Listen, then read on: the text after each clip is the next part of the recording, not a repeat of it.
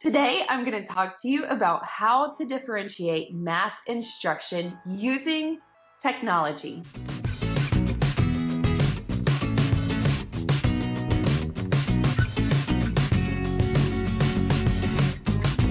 I created these digital math games like back in last spring. I created them for several different reasons. Before I tell you those reasons, I do want to just give you a couple tips. The first one is you want to make sure that you are playing these games in present. So these are the games that I'm talking about today. I have over 64 games plus available in my store, and I also have a humongous mega bundle that has all the games combined for like deep discounts. So when I first got like a star, I think it was like a 4-star or a 3-star or something on this. It wasn't like too terribly low, but it was low enough to like make me, give me one of those. And they said, I just wish that these math games were, that there was a way for me to check them.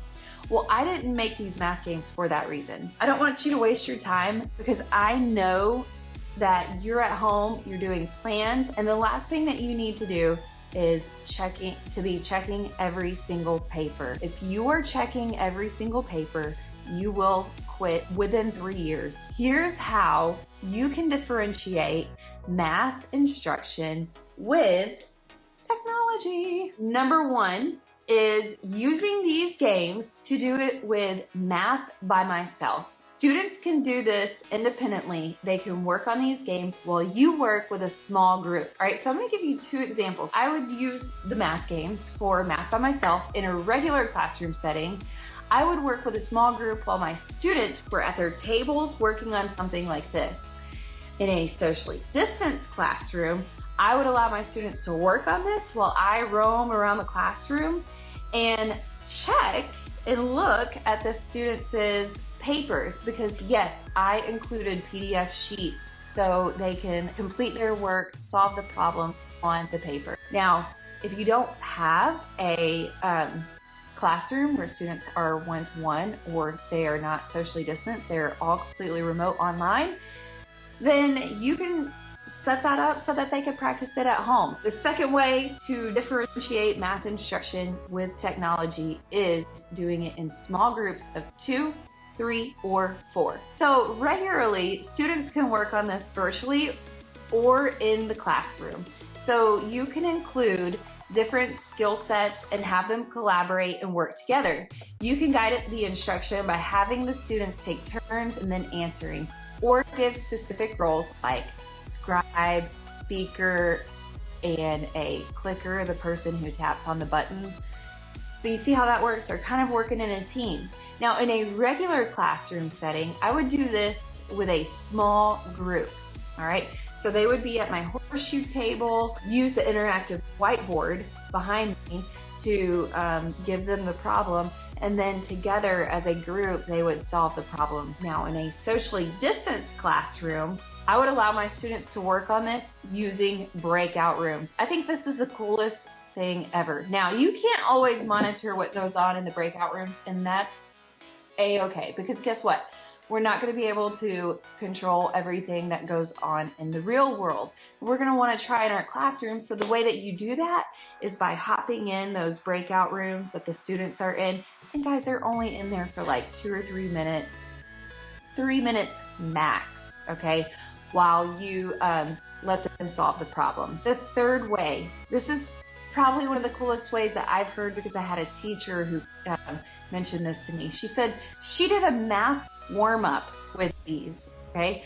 So here's the deal. I did these games and I did 20 math problems for these, okay? And so there are 20 math problems, and you can divide that into 4 days a week or 5 days a week. If you do 5 days a week, obviously you'll do 4 problems per day. If you do 4 days a week, you'll do 5 problems per day. But you start your math lesson by reviewing a previously taught skill. So say it was something that you did last week, or it could be a prerequisite skill that they learned in their previous grade level. So then you take turns modeling and answering 4 to 5 problems after you review that skill that skill set. Now, if you're in a regular classroom setting, I would have my students solve the problem independently at their seats. Then they would share it with a partner, and then we would discuss using raising the hand. So it's kind of like a think, pair, share. In a socially distanced classroom setting, I would lead the class in the discussion via Zoom or Teams or whatever you're using.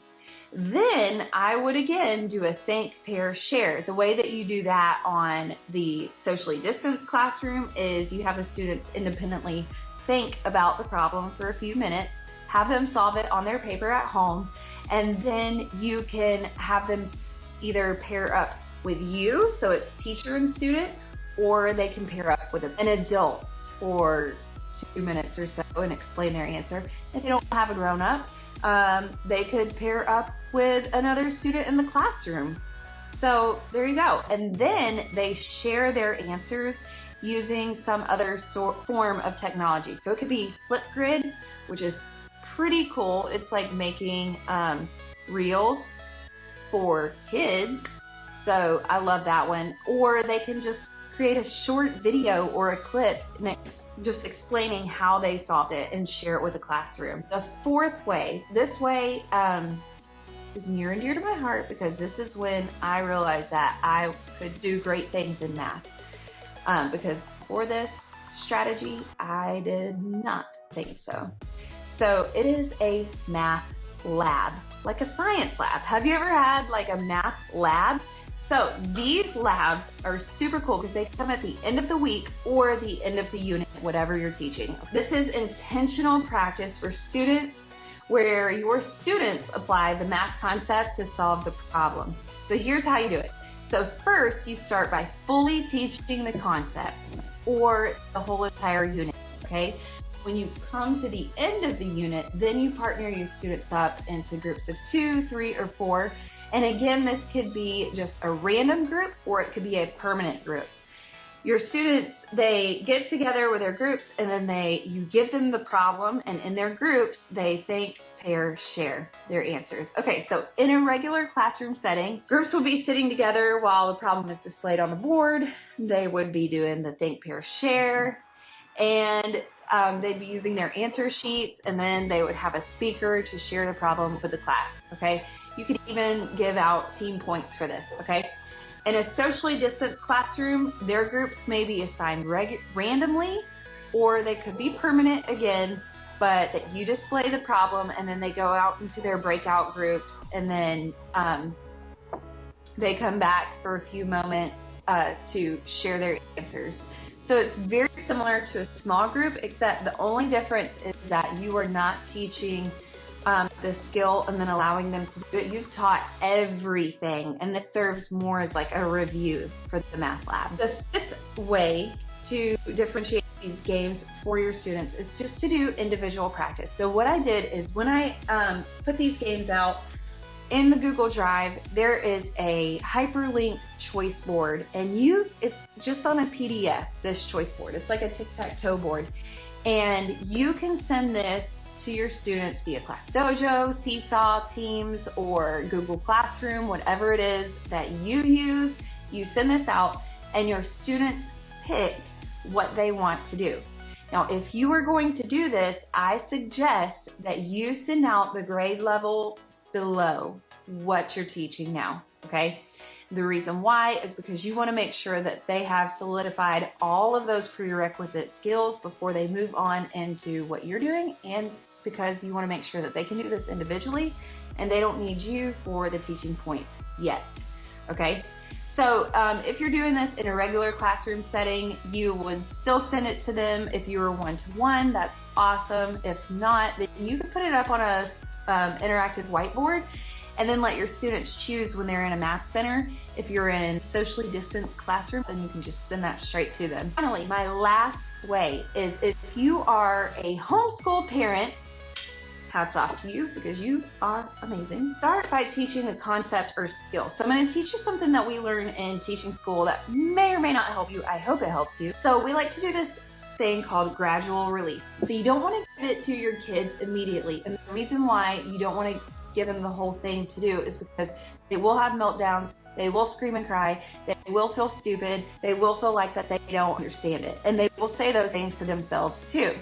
We don't want that. We want to build our kiddos up, okay? So we do a gradual release. So what you do is you're gonna do the first 5 problems by teaching the skill, modeling it, and showing it to your child. The next 5 problems, you're gonna guide your child, okay? You're gonna let them solve the problem and let them pick the answer, but you're gonna tell them again how to do it. The next 5, your child is going to explain to you how to solve that problem, and again, they are going to pick and choose the answers. Then the last 5 is when you let go of the reins and your kiddos do it all 100% on their own. You merely sit back and watch while they succeed, and it is awesome. I have one final tip. Once you have completed the lesson, keep it up in your kids' or your students' files. Keep it up and available in their files so that they can go back anytime throughout the year and that they can redo the slides and just review. It serves as a great review throughout the year, and it helps them again to solidify what they've learned throughout the whole entire year. I do recommend, if you want to do that, go ahead and get that mega bundle. It includes grades kindergarten through 3rd grade. And so if you have a 3rd or a 2nd grader, I would highly recommend that, just so that they can work below, on, and above their grade level. I hope that this has helped you be able to differentiate math instruction with technology.